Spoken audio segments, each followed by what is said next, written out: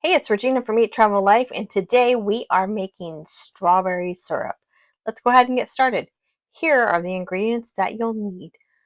Go ahead and start with your strawberries. They should be not frozen. They can be fresh or thawed. And then we'll add in a little bit of lemon juice, just a splash, about a teaspoon, and then add in 6 tablespoons of sugar. That is 1 cup of strawberries. And go ahead and mash them up. You can mash them up in a blender if you want to.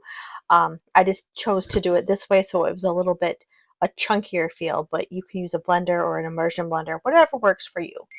Get them all mashed up and then go ahead and turn the heat on and let everything melt. You're going to want to have that sugar melted in there.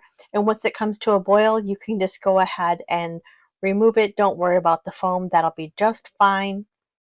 And then remove it from the heat and let it cool. And you can remove all the foam if you want and pour it into a safe container. I use a canning jar because I can a lot, but if you have another device you want to put it into or a Tupperware, go ahead and do that. And you can drizzle this onto your pancakes. You can put it on ice cream. You can put it in lemonade and mix it up and make a strawberry lemonade. It's so good. Let me know in the comments what you plan to use it for. Thanks so much for watching. Have a great day.